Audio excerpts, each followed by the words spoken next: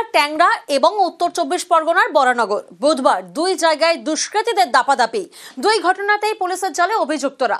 ট্যাংরায় গতকাল রাতে গ্রেফতার হয় 6 জন, আজই জামিন। বরানগরেও জালে 2।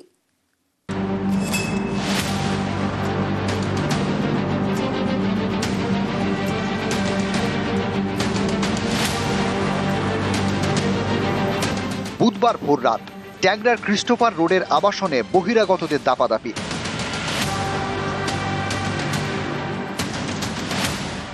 আবাসনের আউট গেটে তালা দিয়ে হঠাৎই রাত দুপুরে ফুটবল ম্যাচ। অভিযোগ, তখন আবাসনের ফ্ল্যাট থেকে ডিম ছোড়া হয়।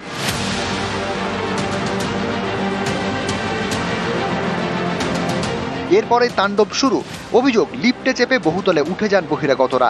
কলিং বেল টিপে আবাসিকদের উত্ত্যক্ত করতে থাকে, এমনকি একাধিক ফ্ল্যাটের দরজায় লাথিও মারে। ওইখানকার কিছু স্থানীয় বাচ্চা, কম বয়সী ছেলে, তারা ওখানে খেলছিল এবং সেই খেলাকে কেন্দ্র করেই একটা বচসা তৈরি হয় এবং তারপরে যেই ঘটনাটা ঘটে সেটা অবাঞ্ছনীয়।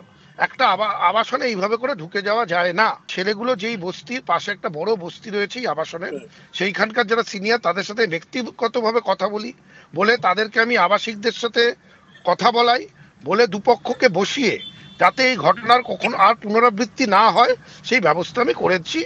আশা করি এই রকম ঘটনা আর ঘটবে না।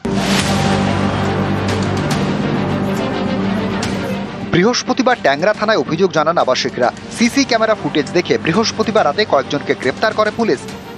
ট্যাংরাতে যে ইস্যু হয়েছে সেটা আমাদের নলেজে আছে অ্যান্ড অলরেডি 6 জন অ্যারেস্ট হয়ে গেছে এটাতে। শুক্রবারই জামিন পেয়ে যায় অভিযুক্তরা।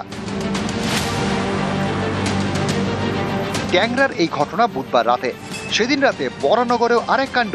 মান্নাপাড়ায় সোনার গয়না তৈরির কারখানায় ঢুকে তাণ্ডব চালায় মদ্যপ একদল দুষ্কৃতী। কারখানার কর্মীদের ব্যাপক মারধর করে, এরপর ভাঙচুর।